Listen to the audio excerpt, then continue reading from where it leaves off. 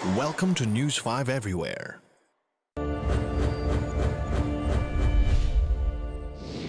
Isinara na ng Ayala Land Corporation ang centralized gas pipe system sa buong Bonifacio Global City. Ito ay para magbigay daan sa gagawing inspeksyon ng mga otoridad sa mga tubo na nagdadala ng LPG, hindi lang sa mga condominium kundi maging sa mga commercial establishment sa lugar. Kasabay nito, isiniwalat sa News 5 ni Dr. Carlo Arcilla mula sa UP National Institute of Geological Sciences na may mga fault line sa Bonifacio Global City na maaaring naging dahilan daw ng paggalaw ng mga tubo ng LPG. Ayon pa kay Dr. Arcilla, maraming nagtataas ang gusali sa bansa ang naitayo sa ibabaw mismo ng mga fault line na hindi naman napag-aralan kung delikado ba ang lugar. Narito ang pagpapatuloy ng aming investigasyon.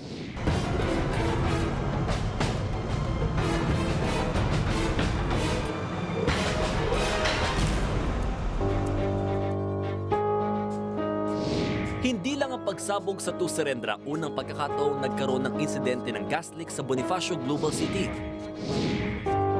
Sa katunayan, nitong nakaraang January 30, nagkaroon din ng gas explosion sa 7th Avenue ng nasabing business district sa Taguig.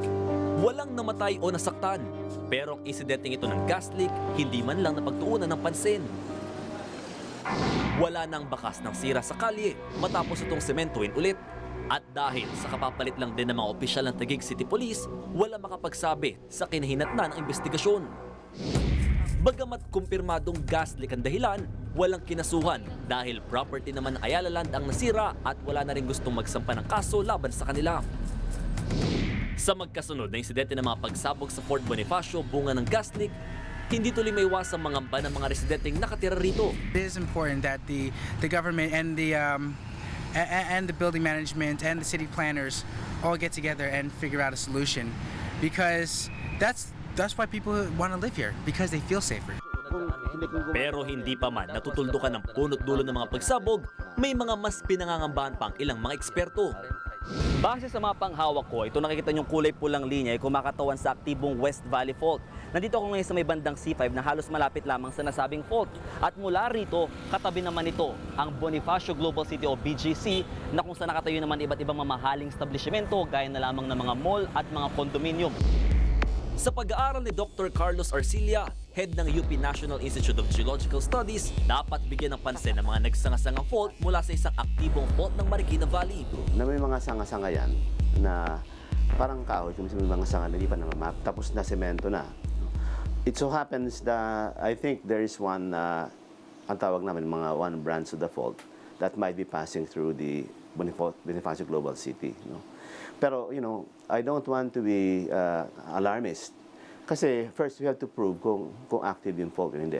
May mga ilang gusali raw kasi sa BGC na nakatirik pa sa ibabaw ng isang fault. Pero paglilinaw ni Arcilla, ang nakita nilang fault ay dapat pang pag-aralan muli kung aktibo pa rin ito o hindi. Pag hindi naman active yung fault, walang problema. Sa oras kasing gumalaw ang mga nasabing fault, maapektuhan ito ang mga nakaplantang tubo ng LPG. Not necessarily magkaka-earthquake, pero kung konting-konting gumalaw yan, pakonti-konti, kung magtayo ka ng building dyan, mako-compromise yung building. So dapat iwasan mo kung nasaan yung fault. Pinanindigan naman ni FIVOX Director Renato Solidum na hindi aktibo ang fault sa Bonifacio Global City. Tumanggi na siya magpa-interview sa reaksyon. Ang gas pipe sa Global City nasa pamamahala ng Bonifacio Gas Corporation o BGC. Part owner nito ang Ayala Land at ilan pang korporasyon. Ibig sabihin, mayroon isang malaking tangke na pinanggagalingan ng supply. Tumatakbo ito sa ilalim ng lupa sa mga daan gaya ng tubo ng sumabog sa 7th Street 2 buwan na nakakaraan. Sa website nga ng BGC, ipinagmalaki nilang mas mura ito at ligtas kaysa gumamit pa ng isa-isang LPG tank sa mga unit at establishmento. Per community, meron silang isang malaking storage sa tank. Probably it's around 20 metric ton to as big as 100 metric ton.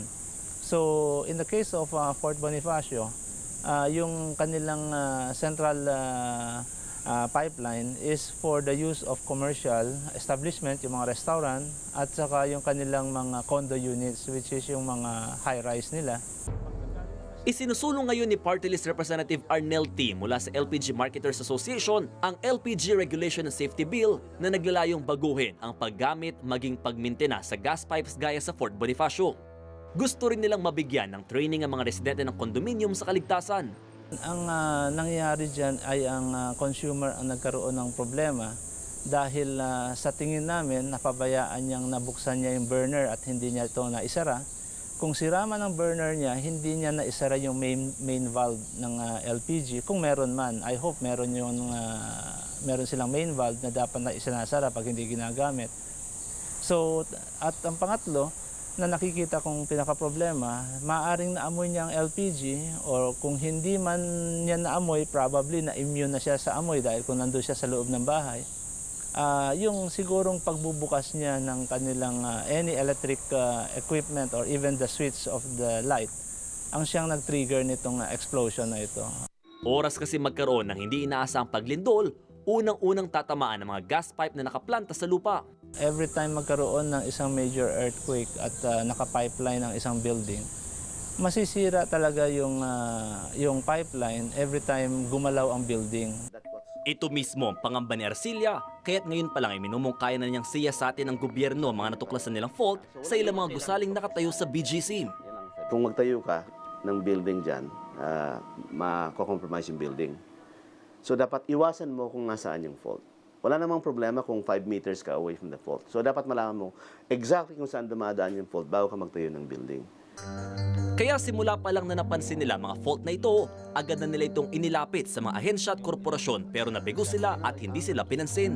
The gas pipes could be affected by faults kung active. You have to rule it out. Kung active, itabi mo lang yung pipe para hindi tumama doon. Pero kung hindi, ang problema kasi yan, pag sakaling active yan, tapos may pipe, may building, pinaglalaroan mo ang buhay ng mga tao. Pagbibiro pa ni Dr. Arcilia, nakakalungkot na mas inuuna pa na ibang mga kumpanya ang mga pagkonsulta sa feng shui expert kaysa sa mga geohazard. Feng Shui and science need not necessarily be mutually exclusive. You can do both.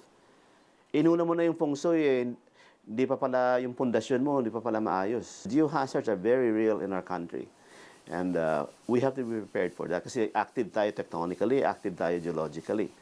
Dahil tila hindi pa rin malinaw sa investigasyon kung sino mananagot, nalulungkot naman ang tulad ni Ryan na ang bahay na pinaghirapan niya ipundar ay hindi niya mapakinabangan. It is kind of depressing. Like I'm walking around Surrender, we have the courtyard, and half of it is cordoned off with yellow tape, and it plays something psychologically on you. Mon Gualvez, nag-uulat para sa Reaksyon. Be sure to come back. News 5 everywhere. Copyright 2013.